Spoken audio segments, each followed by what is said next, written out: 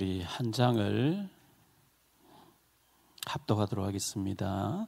하나님이여 주의 인자를 따라 내게 은혜를 베푸시며 주의 많은 긍휼을 따라 내 죄악을 지워주소서.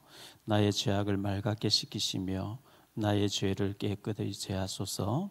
무릇 나는 내 죄과를 아오니 내 죄가 항상 내 앞에 있나이다. 내가 주께만 범죄하여 주의 목전에 악을 행하여 사오니 주께서 말씀하실 때에 의로우시다 하고 주께서 심판하실 때 순전하시다 하리이다. 내가 죄악 중에서 출생하였으며 어머니가 죄 중에서 나를 잉태하였나이다. 보소서 주께서는 중심이 진실함을 원하시오니 내게 지혜를 은밀히 가르치시리이다.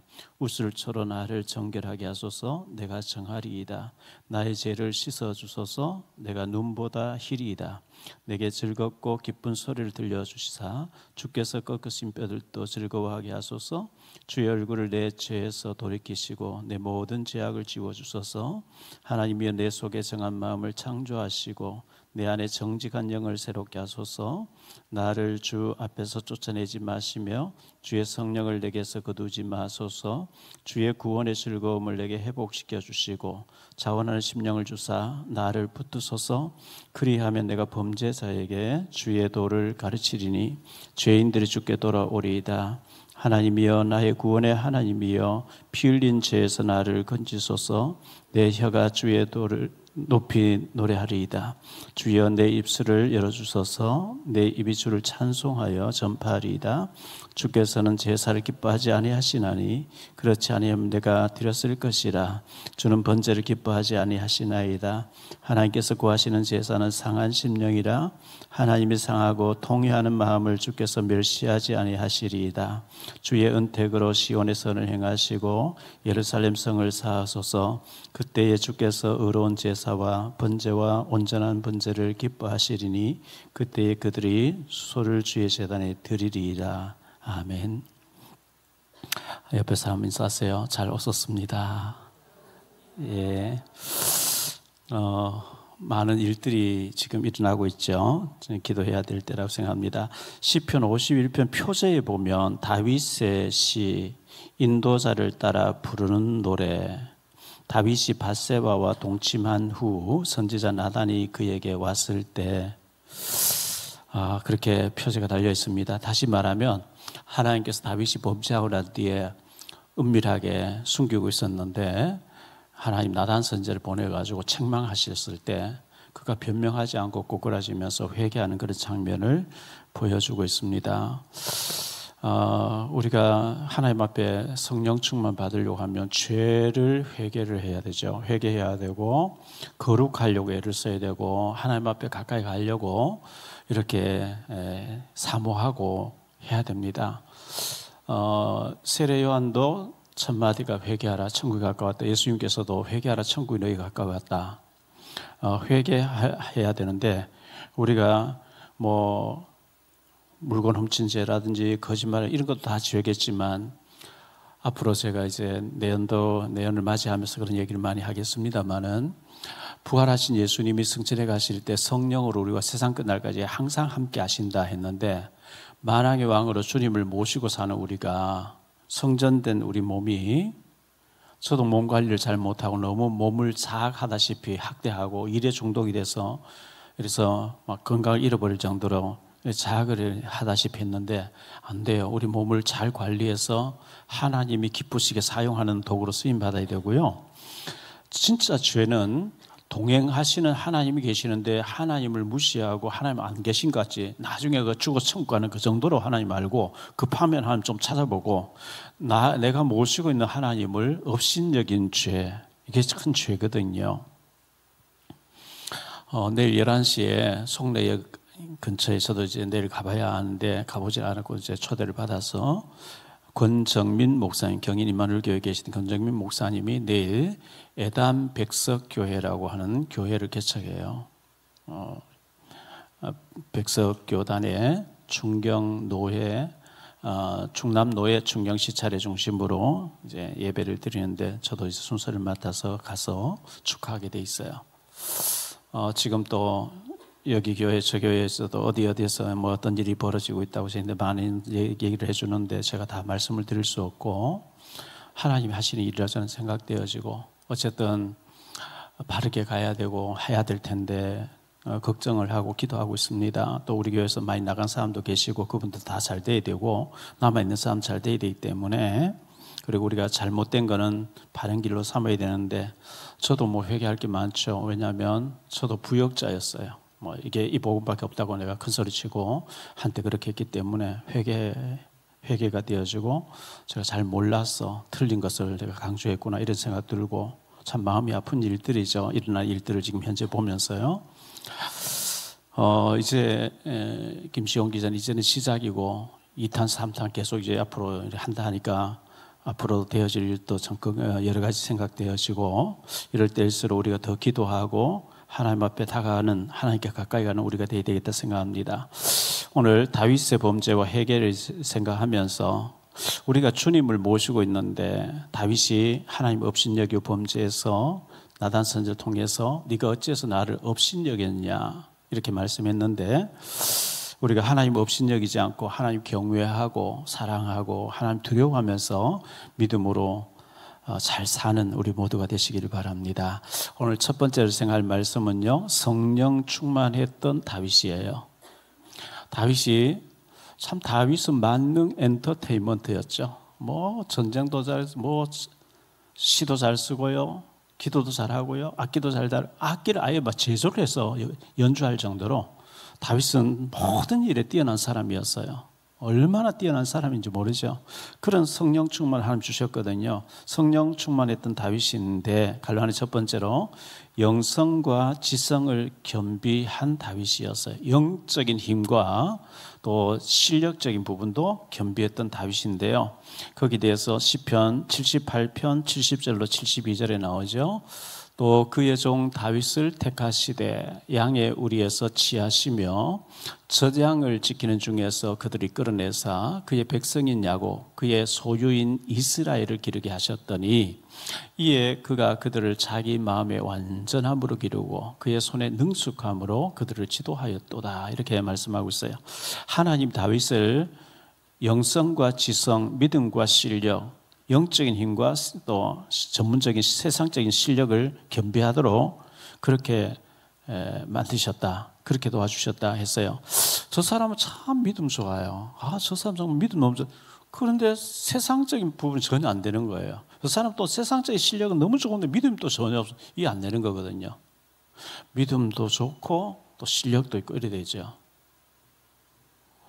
지금 어느 교회, 큰 교회인데요.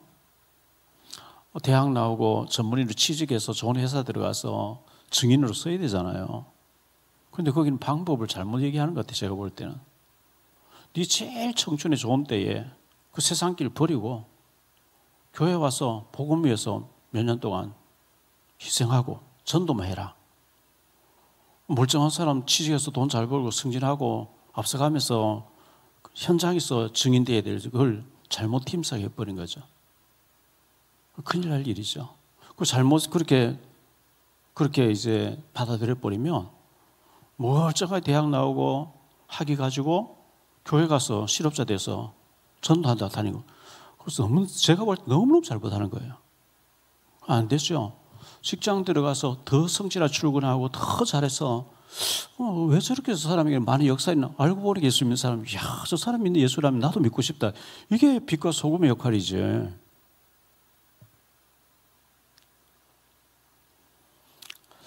다윗은 아주 믿음도 좋았고요.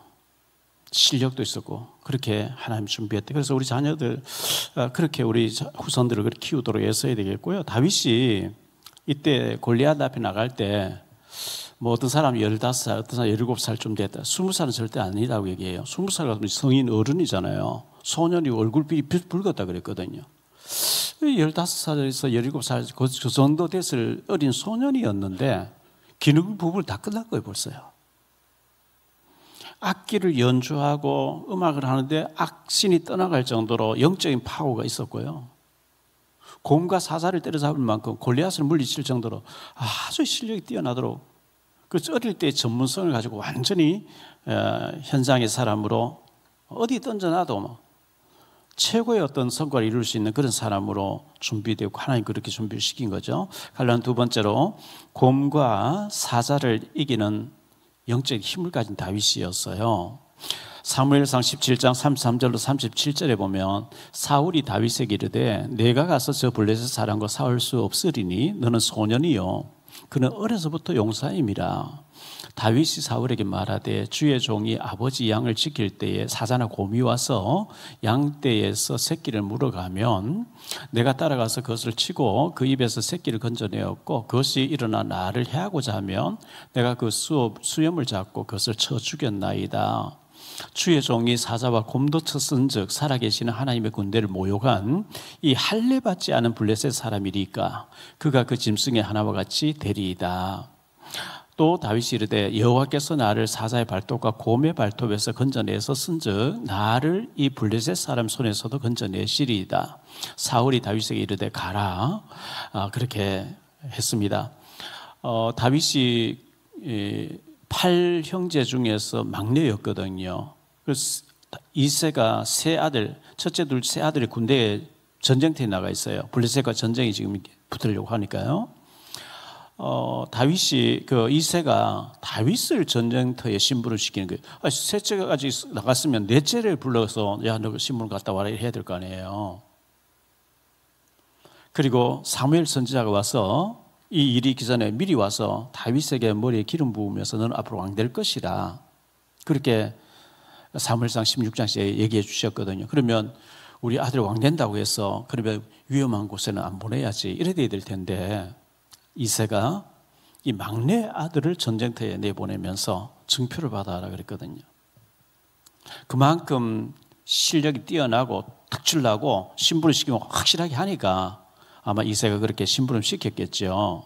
그리고 위험하거든 그냥 집어 던져버려 그냥 달려와서 네 몸을 피해라 그게 아니고 꼭 천부장이 전달하고 증표를 받아와라. 그렇게 이새가 다윗에게 했습니다. 다윗이 이제 형님들 만나가지고 이제 전달하고 천부장 만나서 드리고 하는데 골리앗이라고 하는 2m 85쯤 되는 어마어마한 이 3m 다 돼가는 거인 나타나가지고 여호와 하나님을 조롱하고 모욕하면서 1대1로 붙자고 막 나와요.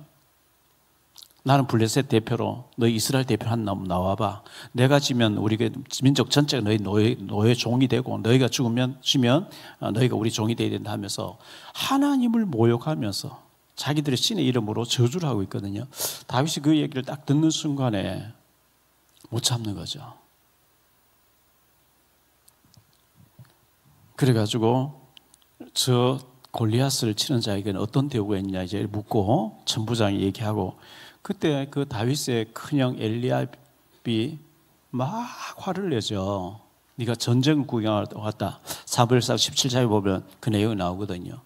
아마 16장에서 사무엘이라고 하는 시대적인 선지자가 와서 사사가 와서 처음에는 제일 큰 이제 이새의 큰아들에게 머리 기름 부으려고 했는데 하나님 아니다 그랬잖아요. 그래서 둘째, 셋째, 넷째 다 7명이 지나갔는데 아니라 당신의 아이가 다냐 하니까 아니요 저 막내가 지금 들판에 양을 치고 있는데 걔는 부르지 않아 얼른 불러와라. 그래서 다윗이 오니까 하나님 그에게 기름 부으라 그러거든요. 기름 부을 때 그 제일 큰형 엘리압 입장에서는 좀 기분이 상했을 거예요. 자존심 상하고 자기가 멋있고 굉장히 준비되어 있는데 어린 다윗에게 기름 부으니까 그 마음의 어떤 상처가 다윗이 전쟁터에 나와서 천부장 만나서 저 골리앗 치고 나면 어떻게 되느냐 이런 거 묻고 하니까 네가 전쟁을 구경하러 왔다. 그 많은 양떼들을 누구에게 맡겼냐 하면 막 혼내는 거 있죠. 욕을 하면서. 그때 다윗이 내가 뭘 잘못했습니까? 내가 어찌 이유가 없겠습니까? 그러면서 이제 사울 왕 앞에 섰잖아요. 그런데 사울 왕이 보자마자 너는 안 돼. 너 어린 소년이야. 저 블레셋 사는 장군, 어려서부터 장군인데 네가 어떻게 가서 싸우겠냐. 그때 다윗이 이제 하는 얘기가 제가 양을 칠 때에 사자와 곰이 나타나도 제가 사자와 곰 물리쳤는데 저 하나님을 모욕하는 저 블레셋 군대이니까 저는 내가 가서 단번에 해결하고 오겠습니다. 이제 사자와 곰을 쳤던 얘기를 얘기하니까 이제 가라 그러잖아요.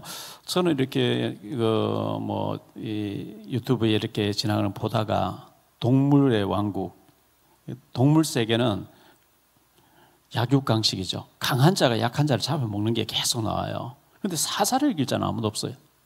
그래서 그걸 이렇게 보면서 사자를 많이 보는데, 그 사자가 얼마나 빠르고 날렵하고, 그 물소를 큰 소를 딱 물 때 목을 딱 물어가지고 숨을 못 쉬게 해서 뜯어먹잖아요. 근데 다윗은 물맷돌을 가지고 사자의 그 급소를 쳐가지고, 그리고 맨손으로 찢어서 사자를 이겼다. 이거 대단한 거죠. 그때는 뭐 총이 있습니까? 뭐가 있습니까? 이 다윗이 그런 힘을 가지고 있었거든요.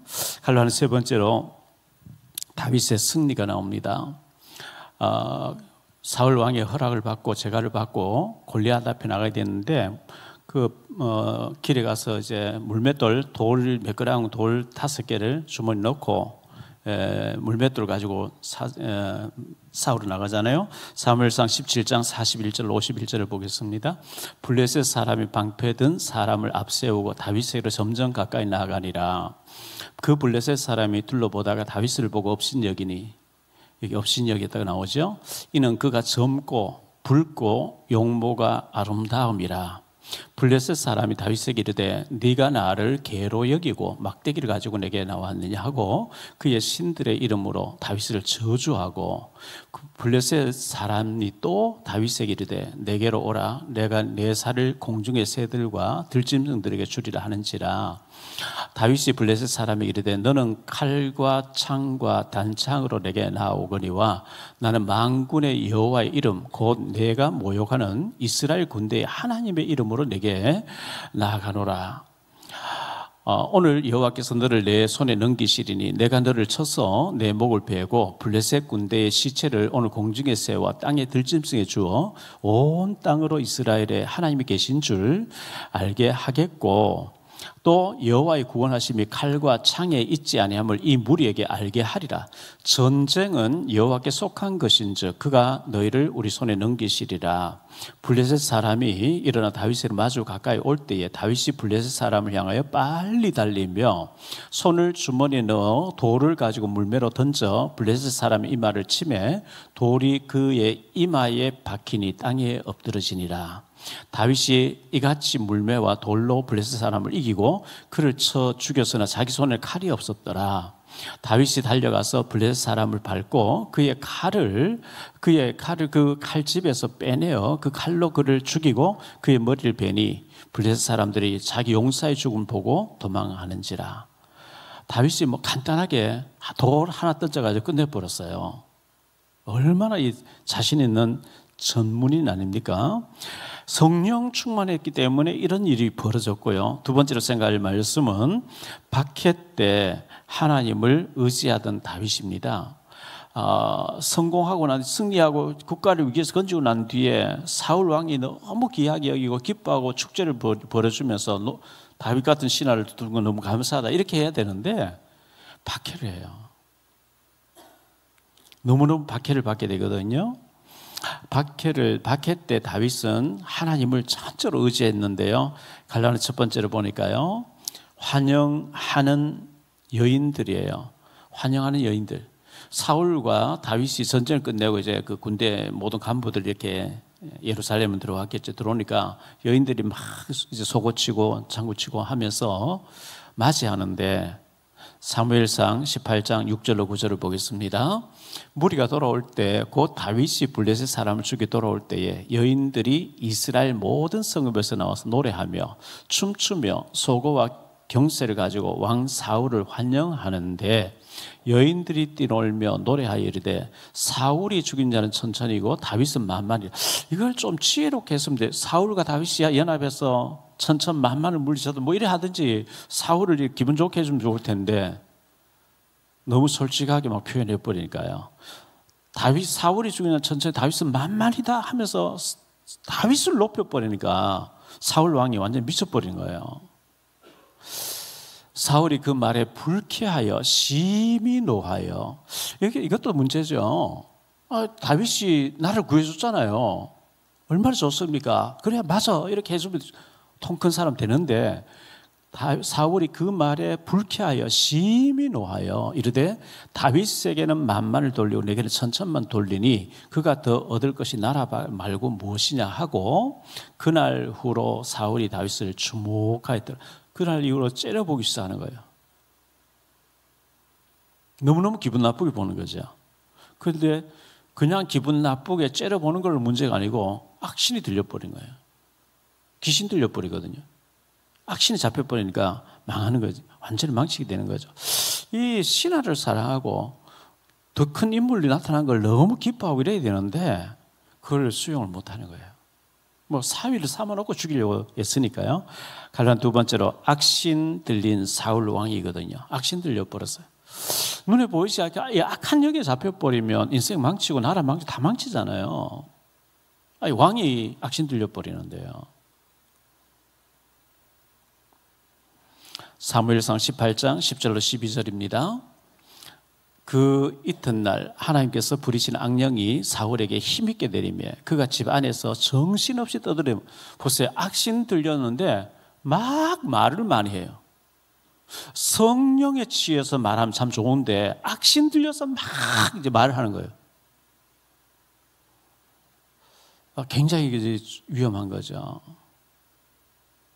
성령님이 강권하기서 말하게 하심을 따라서 말하면 참 좋은데 악신의 악령의 힘으로 막 이제 말을 떠벌린다면 떠들어대므로 정신없이 떠들어대므로 그러죠.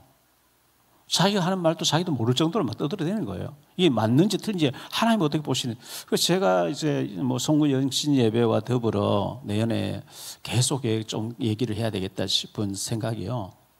예수님이라면 어떻게 하실까? 우리가 예수님 모시고 있는데 내가 이 말을 하는 것을 예수님 기뻐하실까? 그걸 생각해야 되는데 전혀 예수님 인정 안 하고 생각 안 하고 막 내 감정 가지고 막 기분 따라서 막 혈기내고 막 하는 그 악신의 역사거든요.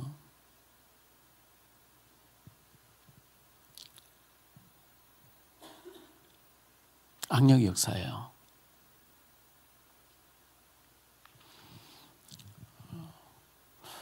다시 보죠. 그 이튿날 하나님께서 부리시는 악한 영, 사탄 마귀 귀신은요 악한 영인데 하나님이 부리신대요. 하나님 허락한 범위 내에서 활동하는 존재거든요. 마귀가 하나님 대적할 정도로 대단한 힘이 있는 게 아니고 하나님이 허락한 것만 건드릴 수 있는 하나님이 부리신 악령이에요.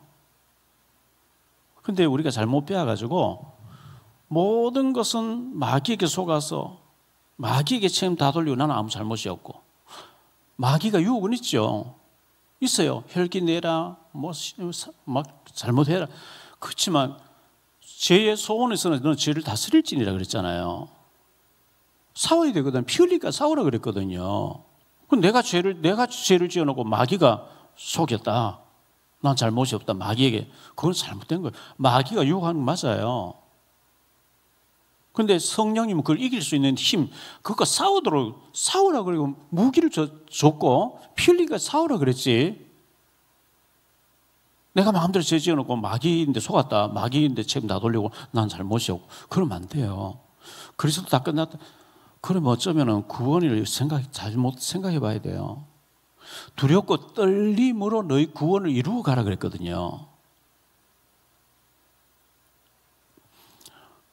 그 이튿날 하나님께서 부리시는 악령이 사울에게 힘있게 내리며 그가 집안에서 정신없이 떠들어대므로 다윗이 평일같이 손으로 수금을 타는데 그때 사울의 손에 넘겨주세요. 창이 있는지라 그가 스스로 이르기를 내가 다윗을 벽에 박으리라 하고 귀신들리가 사람 해칠 신하를 충신을 지금 해치려고 하는 거죠. 박으리라 하고 사울이 그 창을 던졌으나 다윗이 그의 앞에서 2번 피하였더라. 이 악신들이 갑자기 팍 던지는 다윗은 그걸 탁 피하는 거예요. 얼마나 뛰어난 사람인지 2번씩이나 그렇게 피했다 그랬어요. 이 악신 들린 사람은 사람들을 해쳐요.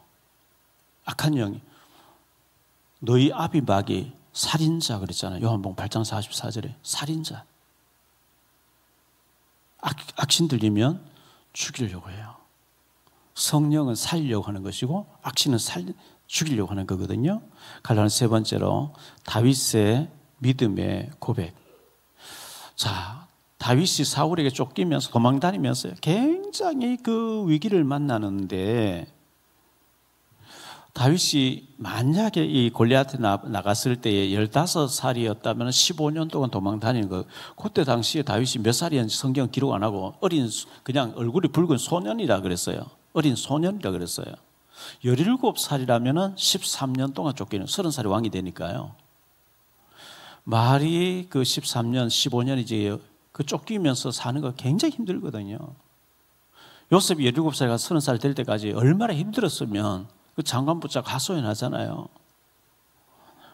그때 다윗의 시 중에 시편 100편 가까이 다윗 쓴 것으로 이렇게 추산하는데, 제일 유명한 시가 시편 23편이잖아요. 시편 23편 1절로 6절에 너무나 주옥 같은 다윗의 시인데, 다윗이 뭐라고 얘기합니까? 여호와는 나의 목자시니 내게 부족함이 없으리로다. 그가 나를 푸른 풀밭에 누이시며 실만한 물가로 인도하시는 도다. 내 영혼을 소생시키시고 자기 이름을 위하여 의의 길로 인도하시는 도다.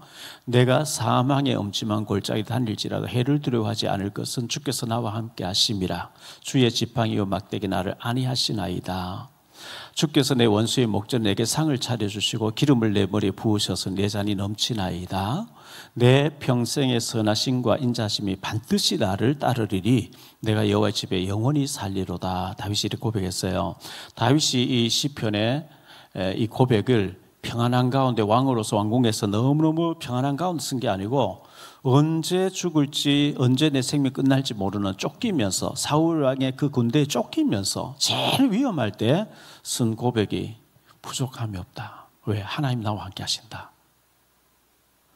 양이 목자가 탁 지켜주면 걱정 안 하잖아요. 일이 와도 뭐 막아줄 것이고, 목자가 막 생명 걸어서 이리도 내쫓고 곰도 사자도 물리치면서 목자가 지켜줄 것이니까, 마치 어린 아기가 엄마 품에 있을 때 아무 걱정 없이 평안하게 잠을 자고 이렇게 기대고 있는 것처럼, 다윗은 내가 이 사망의 음침한 골짜기를 다니고 있지만은 두려워하지 않을 것은 주께서 나와 함께 하심이라. 내 영혼을 소생시키시고 그랬거든요. 저와 여러분이 기도하면서 말씀 보면서 영혼이 소생되기를 축복합니다. 저는 그런 마음이 요즘 많이 들었어요. 뭐 지금 현재 많이 나갔잖아요. 여러 가지 힘든 가운데 일들이. 제가 잠을 많이 못 자고 막 너무 병이 올 정도로 했던 것은, 누구에게 말은 못하고 탈퇴는 해야 되고, 고민을, 스트레스를 너무 많이 받고 잠을 못 자고 계속 하니까 이게 스트레스 받는 것이 병이 된 것 같아요. 지금은 이제 다 끝난 건데, 너무 누구인데 말은 못하고 가슴앓이 하는 거, 이거 뭐 간단한 일이 아니었거든요. 이게 영적인 싸움인데, 그래서 늘 뭐 새벽 기도는 제가 인도하려고 애쓰고, 또 수요 예배, 금요 예배 제가 중요한 한 곳에 가보려고 애쓰는데, 오늘 또 제가 서울에 모 교회를 가려고 했는데 김금수 전도사님 친정 아버님이 돌아가셨다 그래서 기도회 끝나고 윤 목사님하고 양 목사님 목포까지 내려갔다. 저 강진까지 끝이거든요. 거기가 내려갔다 오게 밤새도록 갔다 와야 되잖아요. 그래서 제가 안양에 가서 어떤 분 목사님 만나고 오면서 지금 내려가셔라, 내가 저녁에 인도하도록 하였게, 이래 가지고 보내드렸는데요. 그래서 제가 저녁에 자기 전에 혼자서 예배를 매일 드려야 되겠다. 그래서 신앙 고백하고 찬송 부르고 성경 읽고 기도하고 주기도문을 마치면서 헌금은 작지만은 제가 10,000원씩 이렇게 혼자서 예배드리는 헌금을 하고, 왜? 하나님이 아시니까 내 영혼이 소생되도록 해야 되겠다. 여러분 혼자서도 그런 시간 가지시기 바랍니다. 바쁜 일과 속에 TV 보다가 막 기도할 시간 없고 이래 하지 마시고요. 혼자서 저녁에 너무 이제 늦을 것 같으면은 낮 시간 이용해서 먼저 예배부터 혼자서 드리고. 왜? 내 영혼을 내가 소생해야 되니까요. 주님 앞에 엎드리면 주님 은혜 주셔요. 소생되게 하셔요. 힘 주셔요. 가물어 화초가 말라가다가 비가 내리고 나면 싹 살아나듯이 우리가 영적인 말씀 그리고 기도 엎드릴 때 하나님이 은혜 주실 줄 믿습니다. 꼭 그런 시간 가지셔야 돼요. 다윗이 그랬거든요. 다윗이 그 사울 왕에게 10몇 년 동안 쫓기면서 시편에 100편 가까운 모든 시가 거기서 다 나왔어요. 어려울 때 다 나왔어요.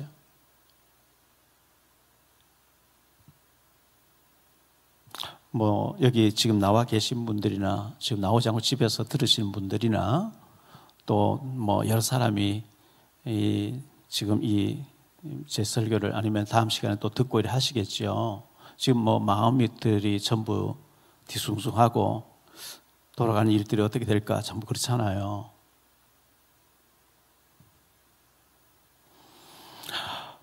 이 시기가 지나가야 된다고 저는 생각하고 어제 이제 국민일보에서 오라고 해서 갔어요. 국민일보 사옥 12층에 대회의실이 있는데 거기에서 국민일보 주최 목회자 포럼 이게 뭐 10년 전에 윤중식 목사님 국민일보 기자로 계시던 분이 전화 와서 목사 오늘 여기 오십니까? 예 갑니다. 그 10년 전에 제가 창립 발긴총 저도 참석 그 멤버로 했었는데요. 그 이제 뭐 한 번 하고 그냥 사장돼 있다가 다시 하자 이래가 오늘 이제 두 번째로 이제 발긴 대회 겸 목회 포럼을 한다고 그게 아마 연 회비가 100만 원 내야 될 거예요. 그래요. 뭐 저는 모르고 초대받아서 와서 갑니다 하고 가니까 그 테이블마다 한 6, 7명 앉도록 이렇게 원탁 테이블 쭉 있는데 제 테이블 제일 앞자리에 1번, 2번인데 2번 테이블에는 강사님으로 오신 분들 다 앉았어요. 박조준 목사님하고 김은호 목사님하고 만나교회 뭐 김병삼 목사님인가 하고 안양이 세조안교회 또 무슨 목사님 전부 이제 핵심 멤버들 앉으시고 저는 그 옆에 세 번째 테이블에 제일 앞자리에 앉아 있었는데 박조준 목사님이 한경진 목사님 모시고 있던 유명한 분 아닙니까? 90 넘으셨는데 정정하시더라고요. 축도를 하시고 한국교회 이대로 좋은가? 이제 김은호 목사님이 강의를 하셨어요. 강의를 하셨는데 김은호 목사님 말씀이에요. 그래서 제가 이제 그 오른교회 김은호 목사님인데 그 교회를 꼭 가봐야 되겠다를 생각하고 있는데요. 이분은 이제 은퇴를 하셨고 원로로 계시면서 지금 현재 교회를 이끌고 계시고 다니엘 기도회를 거기서 하고 하시잖아요. 어제 이제 강의를 주제 발제를 하시고 난 뒤에 문답을 하는 가운데 끊임없이 교회를 갱신하려고 해서라 그래 얘기하시면서 젊은 세대는 이 찬양도 옛날 우리가 부르던 좋아하는 걸로 하면 안 된대요. 억지로 앉아서 참아준다는 거예요. 굉장히 요즘식의 어떤 찬양을 해야 된다. 그리고 그런 교회는 그런 갱신을 제가 잘 해왔다는 어떤 말씀을 하시면서 그 교회는 장로님들 대표 기도가 없대요. 주일날. 왜 없냐니까 시간 조절도 그렇고 목회 기도만 간단하게 하도록 하고 장로님들은 수요 예배에 와서 기도하도록 이렇게 만든대요. 그런데 처음부터 그렇게 길들여야지 실컷 하다가 어느 날 장로 기도 없애면 목사들 쫓겨나야 될 거라고 막 이렇게 얘기하는 거예요. 장로님들 기도를 시키면 10명 중에 1명은 제대로 성령 충만하게 준비해서 하는데 10명 중에 9명은 자기 어떤 그 사상 가지고 한다는 거예요. 예를 들어 검찰공화국을 없애주시고 뭐 이런 식의 자기 사상 가지고 막 기도로 하는데 그게 이제 잘못됐던 편향된 자기 주관적인 기도이기 때문에 그래서 아예 주일 낮 예배를 진짜 하나님 앞에 드리기 위해서 주일 낮 예배 장로 기도를 없애고 수요일 날 다 돌려놨다 이런 얘기 들을 때 제가 깜짝 놀랐어요. 저렇게 큰 교회를 이끄시고 큰일 하시는 분은 뭔가 생각이 전부 다르구나. 그래서 제가 금요 예배든 뭐 수요 예배든 꼭 그 교회를 한번 주일 낮 예배 제가 비워놓고 갈 수는 없는데 그래야 되겠다 이런 생각을 했거든요.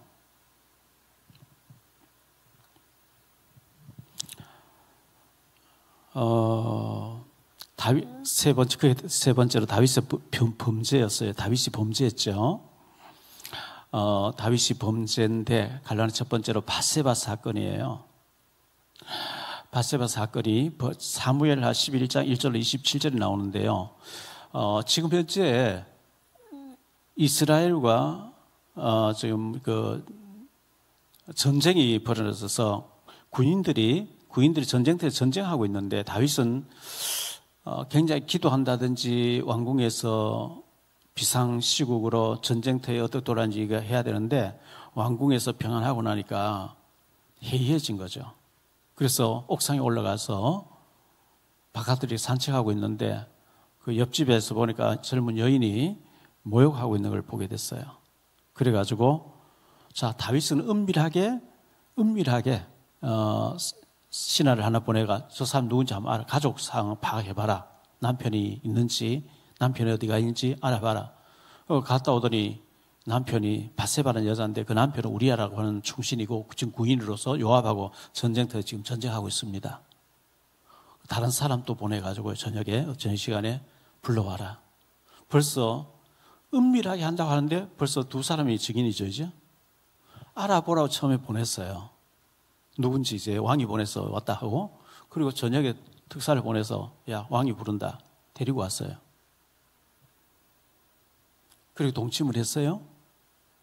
석 달 후에 사람 보내 임신했다고 연락 온 거예요. 벌써 세 사람, 네 사람 알게 됐죠. 이게 비밀이 없어요. 그래서 다윗이 요압에게 해서 우리아를 오라 해서 네가 오랜만에 왔으니까 집에 가서 자라. 덮으려고 하는데 안 가는 거예요. 나의 상사가 지금 전쟁터에 있는데 내가 어떻게 집에 가서 와이프하고 잠을 잘 수 있겠습니까? 안 가고 이제 그 왕궁 관내에 서 있는 거예요. 그 다음 술을 먹여서 보내면 안 되는 거예요. 편지를 써가지고 봉해가지고 요압에게 전쟁터 내 보내서 죽게 해라. 죽이고 난 뒤에 죽었다는 얘기 듣고 밧세바를 데리고 와서 자기 부인 삼아서 있는데요. 그래서 두 번째로 나단 선지자를 보내서 하나님 책망하시죠. 나단 선지자를 보내서 하나님 책망하시는 장면이 사무엘하 12장 1절로 23절에 나오는 얘기인데요. 특히 그 중에서 12절에 사무엘하 12장 12절에 보니까 이런 말씀이 나옵니다. 나단 선지자 책망 가운데 12절 너는 은밀히 행하였으나 다윗이 은밀하게 했죠. 아무도 모르게 지도세도 너 이거 비밀로 해? 너 발사람 죽어? 신하를 보내서 알아보게 하고 다른 사람 보내 데리고 오고 또 임신했다 얘기 듣고 입 닫아 이렇게 했어요. 은밀하게 했어요. 너는 은밀히 행하였으나 나는 온 이스라엘 앞에서 백주의 일을 행하리라. 하나님을 못 속이죠, 이제. 은밀하게 지도세도 모르게. 그런데 하나님이 보시고 책망하시는 게 있죠. 에레미야 10장 18절에 보니까 이런 말씀 나옵니다. 여호와께서 이와 같이 말씀하시되 보라 내가 이 땅에 사는 자를 이번에는 내에 던질 것이라 그를 괴롭게 하여 깨닫게 하리라. 우리가 회개하고 정말 회개하고 죄를 끊고 죄와 결별하고 믿음으로 살려고 성결하게 살려고 거룩하게 살려고 몸부림치고 하면 하나님께 긍휼을 베푸시는데 회개 안 하는 거 있죠. 회개하라고 자꾸 기회를 줘도 안 하는. 그래서 하나님이 괴롭게 해서 회개시킨다. 하나님 괴롭게 해버리면요, 끝장나는 거죠. 이번엔 내 던질 것이라. 하나님 내 던져가지고 너를 괴롭게 해서라도 회개시키겠다. 왜? 지옥은 못 가는 거예요. 구원받아서 지옥을 못 가니까. 나단 선지자를 보내가지고 책망을 했는데 다윗은 변명하지 않고 엉뚱한 소리 하지 않고 아닌데요 하지 않고 내가 범죄하였나이다. 그건 이제 네 번째 다음 장에서 보고요. 세 번째로 넘어질까 조심하라. 우리가 넘어질까 조심해야 되겠죠. 방심하지 말라 했는데요. 다윗이 너무 일이 잘 되고 왕궁에 들어가 사울 왕도 죽고 이제 막 자기 왕궁에서 다 장악해서 뭐 자잘한 전쟁이 있어서 신하들 보내서 다 이기게 되고 너무 평안해지니까 나태해져 버린 거죠. 기도 안 하고. 이 마귀가 틈타면 순간적으로 넘어져 버리고 무너져 버리거든요. 넘어질까 조심하라. 고린도전서 10장 12절입니다. 고린도전서 10장 12절에 그런즉 선줄로 생각하는 자는 넘어질까 조심하라. 여기에 대해서 아무도 나는 괜찮아요 할 사람 없어요. 다윗도 보세요. 다윗 같은 사람도 후닥닥 넘어지는데요. 나는 뭐 신학 공부해서 천만의 말씀이죠. 나는 막 능력이 많으니까. 다윗만큼 능력이 있는 사람 누가 있어요? 그런즉 선줄로 생각하는 자는 넘어질까 조심해야 돼요. 나는 뭐 산전수전 다 겪었고 온갖 일 다 겪었으니까 나는 괜찮아 하는 순간 넘어져요. 주님이 붙잡아 주지 아니하면 우리가 뭐 힘이 있나요? 하나님 은혜 안 주시면 진짜 망하는 건 순식간이죠. 고린도전서 9장 27절입니다. 고린도전서 9장 27절에 내가 내 몸을 쳐 복종하게 하면 바울 사도가 하는 얘기죠. 내가 남에게 전파한 후에 자신이 도리어 버림을 당할까 두려워합니다. 우리가 많이 전했어요. 역사도 많이 일어났어요. 많은 사람 살렸어요. 그런데 넘어져 버리는데요. 내가 남에게 많이 전파하고 많은 증거도 가지고 있는데 내가 넘어져 버리는데요. 이 바울 사도는요, 고린도서 2장 2절에 보면 두렵고 떨었다 그랬어요. 고린도에 와보니까 얼마나 음란한 사람들이 많고, 그 신전에 여자들이 몸 파는 사람 그 당시에 한 2,000명 됐다는 거예요. 그 지나가면 아무나 여자들 보고 당신하고 내하고 지금 동침할 수 있겠냐 하니까 예수 믿는 사람 머리에 수건을 쓰고 다니라. 그래서 저 머리 선 저 사람은 예수 믿는 사람, 저 사람은 그런 사람 아니야. 편하게 해라. 그렇게 얘기할 정도로. 그래서 막 두렵고 떨었다 그래서 바울이. 얼마나 음란한지, 얼마나 이 타락 문화가. 그래서 참 우리가 조심해야 되는데 빌립보 2장 12절 보죠. 그러므로 나의 사랑하는 자들아 너희가 나 있을 때뿐만 아니라 더욱 지금 나 없을 때에도 항상 복종하여 두렵고 떨림으로 너희 구원을 이루라. 우리가 예수 믿는 순간 구원이 이루어졌다 그러죠. 그런데 아기가 임신으로 착상이 됐다. 엄마 자궁에 착상됐다 칩시다. 그런데 그 아기가 10달 가까이 잘 성장해가지고 건강한 아이로 태어나야 되는 거죠. 구원의 생명이 들어갔어요. 두렵고 떨리면서 그 구원을 거룩을 이루고 가라 그랬어요. 나 생명 얻었어? 끝났어. 내 마음껏 방탕해도 괜찮아. 그거는 잘못된 거예요. 그건 잘못된 거예요. 왜 문제가 일어납니까? 다 끝났으니까. 마음껏 방탕해도 괜찮아요. 그거 안 하면 너 복을 못 깨닫는데 이거 잘못된 거예요. 주님이 하나님하고 내게 와 계시기 때문에 두렵고 떨어야 돼요. 주님이 어떻게 보실까? 나의 이런 말과 나의 이런 행동을 주님 불꽃 같은 눈으로 다 보시는데 나를 달아보시는 주님 어떻게 생각하실까? 두렵고 떨림이 있어야 구원받는 사람이죠. 마음껏 죄지고 아무 감각이 없는데 그건 안 되는 거죠. 네 번째로 생각할 말씀은요, 다윗의 회개입니다. 다윗의 회개. 갈라디아 첫 번째로 내게 은혜를 베푸소서. 오늘 1절 말씀 보면 내게 은혜를 베푸소서 나오죠. 자, 여기 보니까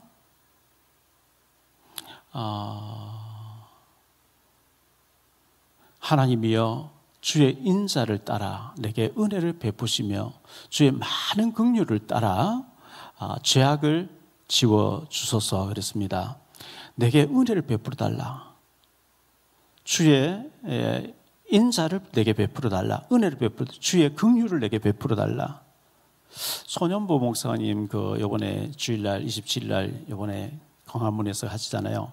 제가 예전에 세계로 교회 가서 같이 식사하게 됐어요. 그때 이런저런 얘기하다가 헤어질 때 목사님, 평생의 목사님이 지금 큰일 이렇게 많은 일들을 하고 계시는데 성경 구절 중에서 딱 하나를 은혜로 붙잡은 성경 구절이 있어요. 어떤 것인지 좀 말씀해 주실 수 있겠습니까? 하니까 저요 매일같이 주님 앞에 주의 긍휼을 베푸소서.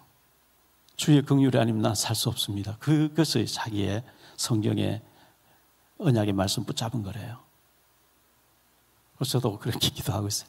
주님, 제게 주의 긍휼과 주의 자비를, 주의 은총을 베풀어 주옵소서.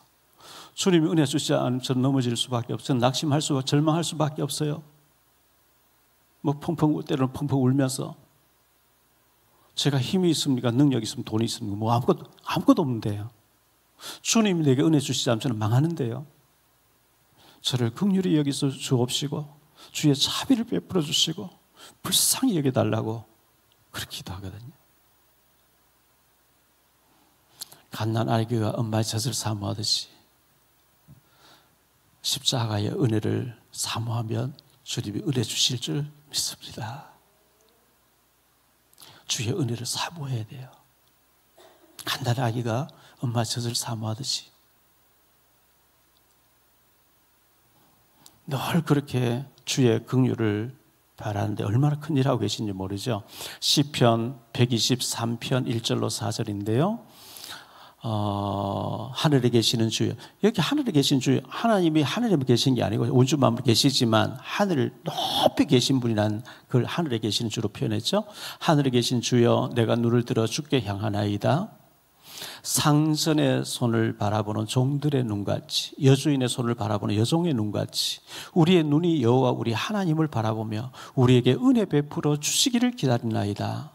여호와여, 우리에게 은혜를 베푸시고 또 은혜를 베푸소서. 심한 멸시가 우리에게 넘치나이다. 안일한 자의 조소와 교만한 자의 멸시가 우리 영혼에 넘치나이다. 은혜가 아니면 우리 살 수 없어요. 저는 이제 러시아에서 지금 현재 하는 짓들과 북한이 하는 짓들을 볼 때, 북한에 지금 병사들이 12,000명 러시아에 파병돼서 최악의 그 전투지에 내보낸다는데 총알바지죠, 완전히. 그 풍선 단장들이 이민욱 풍선 단장, 그분이 안식교 목사님이죠. 예전에 합수훈련 받으러 오셨던 분인데요. 이분이 오늘 인터뷰했는데 보니까 파병된 북한 구인들은 절호의 기회다. 북한에 지금 현재 지뢰를 많이 배설해놓고 철조망 2중 3중을 해서 탈출 못하게 막 막았는데 무기까지 주면서 우크라이나 전선에 보냈다는 건 자수만 하고 도망 나오면 한국 오는 길이 다 열리기 때문에 절호의 기회다. 막 이렇게 얘기를 하시더라고요. 그걸 이제 많이 알려줘야 된다 이렇게 하는데, 그 이제 열몇 살 전부 이제 청소년 아이들을 군대에 보내가지고 전쟁에 최전선 내보내는 거. 그래서 많은 사람들이 얘기하더라고요. 푸틴이 전쟁을, 그 러시아의 그 막강한 그 세계 두 번째, 세 번째로 그 무기를 가지고 있는 나라인데 자존심 상하지요. 우크라이나 전쟁 일주일만 끝낼 줄 알았는데 2년 동안 끌면서 자기들이 있는 무기 거의 다 핵무기 외에는 다 써버리고 북한의 무기를 갖다 쓰면서 꾸고 오고 이래 할 정도로 자존심 상해 있죠. 그래서 어느 날 푸틴이 저 핵무기를 사용할 것인가 많은 사람 걱정을 하더라고요. 우리가 기도해야 될 것은 김정은 저 또라이가 핵무기를 잘못돼서 쓰면 그냥 뻥 터지는 우리는 그냥 없어지고 천국이잖아요. 그냥 뻥 터지는 순간에 우리는 없어요. 우리 몸은 이제 뭐 흔적도 없을 것이고 우리 천국 가 있을 텐데, 하나님이 일할 수 있는 기회를 우리에게 주셨단 말이죠. 여러 가지 주변의 환경 가운데 하나님이. 그래서 언제 우리가 주님 앞에 설지 모르지만 살아있는 동안에 하나님 기뻐하시는 예배 생활, 믿음 생활 잘하는 우리가 되어야 될 줄 믿습니다. 갈라디아 두 번째로 나의 죄를 깨끗하게 하소서. 다윗은 이 나단 선지의 그 책망을 듣고 난 뒤에 나의 죄를 깨끗하게 해달라고 고백하는 장면이 2절로 9절에 나오는데, 2절로 9절을 보죠. 나의 죄악을 맑게 씻으시며 나의 죄를 깨끗이 제하소서. 무릇 나는 내 죄가를 아오니 내 죄가 항상 내 앞에 있나이다. 내가 주께만 범죄하여 주의 목전에 악을 행하여 사오니 주께서 말씀하실 때에 의로우시다 하고 주께서 심판하실 때 순전하시다 하리이다. 내가 죄악 중에서 출생하였으며 어머니가 죄 중에서 나를 잉태하였나이다. 보소서, 주께서는 중심이 진실함을 원하시오니 내게 지혜를 은밀히 가르치시리이다. 우슬처럼 나를 정결하게 하소서. 내가 정하리이다. 나의 죄를 씻어주소서. 내가 눈보다 희리이다. 내게 즐겁고 기쁜 소리를 들려주시사 주께서 꺾으신 뼈들도 즐거워하게 하소서. 주의 얼굴을 내 죄에서 돌이키시고 내 모든 죄악을 지워주소서. 이 죄에 대한 책망을 듣고 난 뒤에 가슴을 치면서 하나님이 뭐 안 보시겠지 하고 했는데 너무나 정확하게 지적받고 난 뒤에 가슴을 치면서 통곡하면서 죄를 고백하는 다윗을 보게 됩니다. 우리가 천국 못 가는 것은 죄 안 지었기 때문에 못 가는 게 아니고 죄 문제 해결 안 되는 자가 지옥 가는 거거든요. 죄는 다 있어요. 어떤 죄, 큰 죄, 작은 죄는 다 있는데 그 죄 문제가 해결받은 자가, 십자가 보혈로 해결받은 자가 천국 가고 죄 사함 받기 때문에요. 그래서 갈라디아 세 번째로 정한 마음을 창조해 주소서 그랬어요. 내게 정한 마음을 달라고. 10절로 19절을 보겠습니다. 하나님이여 내 속에 정한 마음을 창조하시고, 그 새로운 마음을 주님이 우리 마음속에 창조해 주셔야 돼요. 창조의 영, 정한 마음을 창조하시고 내 안에 정직한 영을 새롭게 하소서. 다윗이 막 속였잖아요. 하나님 막 속였잖아요. 많은 사람 속였잖아요. 정직한 마음을 새롭게 해달라. 나를 주 앞에서 쫓아내지 마시며 주의 성령을 내게서 거두지 마소서. 이 성령이 떠나고 하나님 앞에 버림받으면 끝나잖아요. 주의 성령을 내게서 거두지 마소서. 주의 구원의 즐거움을 내게 회복시켜 주시고 자원하는 심령을 주사 나를 붙드소서. 그리하면 내가 범죄자에게 주의 도를 가르치리니 죄인들이 주께 돌아올 증인 되겠다는 거죠. 하나님이여 나의 구원의 하나님이여 피 흘린 죄에서 나를 건지소서. 내 혀가 주의 의를 높이 노래하리이다. 주여 내 입술을 열어주소서. 내 입이 주를 찬송하여 전파하리이다. 주께서 제사를 기뻐하지 아니하시나니 그렇지 아니하며 내가 드렸을 것이라. 주는 번제를 기뻐하지 아니하시니이다. 하나님께서 구하시는 제사는 상한 심령이라. 하나님이여 상하고 통회하는 마음을 주께서 멸시하지 아니하시리이다. 주의 은택으로 시온에 선을 행하시고 예루살렘 성을 쌓으소서.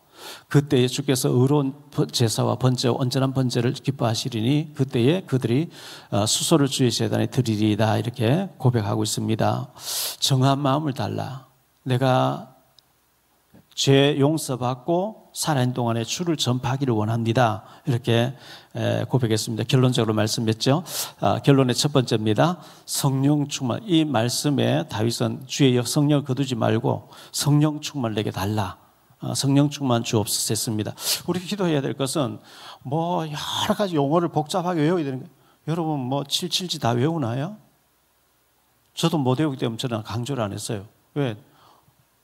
외울 수도 없고 알 수도 없는 걸 그걸 외운다 되는 게 아니기 때문에. 성령 충만하면 다 돼요. 그 안에 다 들었어요. 성령 충만 달라고. 그래서 11절에 보니까요. 나를 주 앞 쫓아내지 마시며 주의 성령을 내게서 거두지 마소서. 사울 왕에게 하나님 성령이 임했다가 성령이 떠나니까 악신 들렸다 그랬잖아요. 다윗은 그걸 봤잖아요. 사울에게 악신 들려서 막 바람을 다 봤기 때문에 내게 성령을 거두지 마소서. 성령 충만 주옵소서. 우리 기도해야 되겠고요.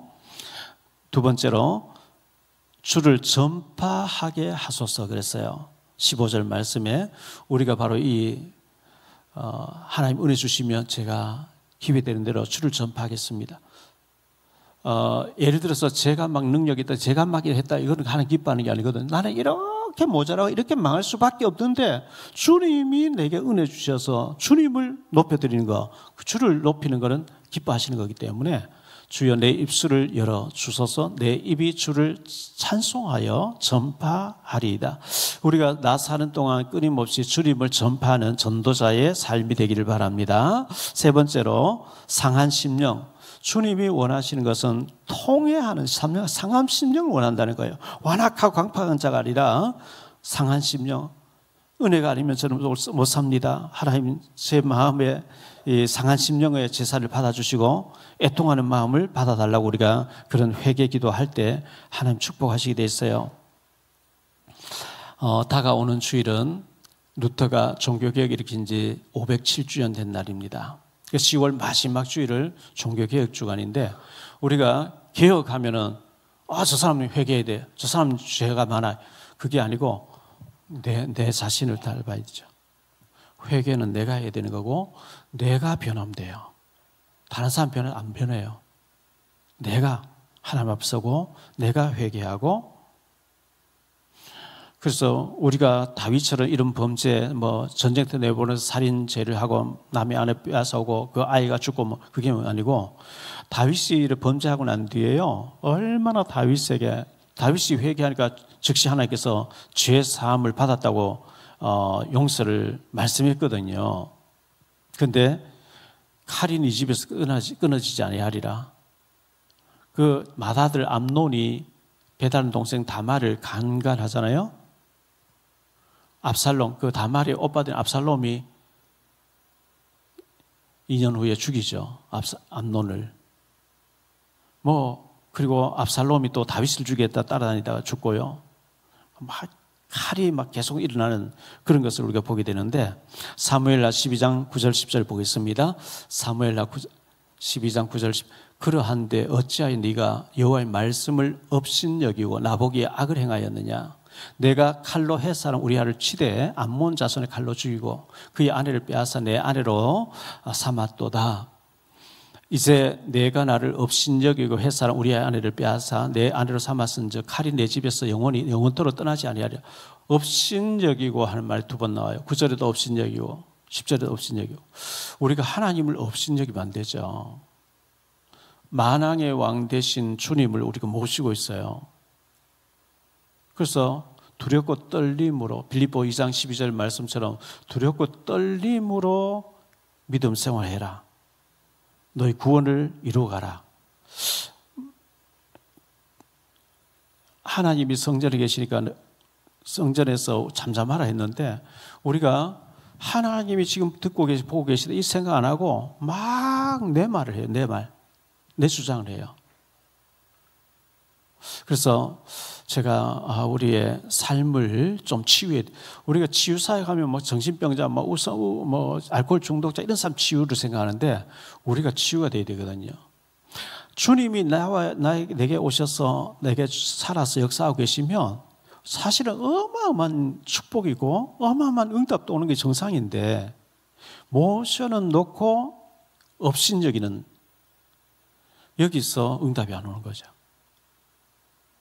우리의 말과 행동이 하나 다 달아보시고 다 듣고 계시고 하기 때문에 말 조심도 되어지고 행동도 조심되어지고 주님이 어떻게 생각하실까 이게 되어지면 그게 거룩이고 경건이고 하나님 굉장히 기뻐하시는 삶인데, 어떤 사람은 혈기내고 말하고 보면 하나님 안 계세요. 구원은 받았는지 몰라도 전혀 거듭난 사람의 삶이 아닌 거예요. 그러면 마귀의 도구로 쓰임받기 쉬운 거거든요. 우리가 구원받았는데 얼마나 중요한 사람들입니까?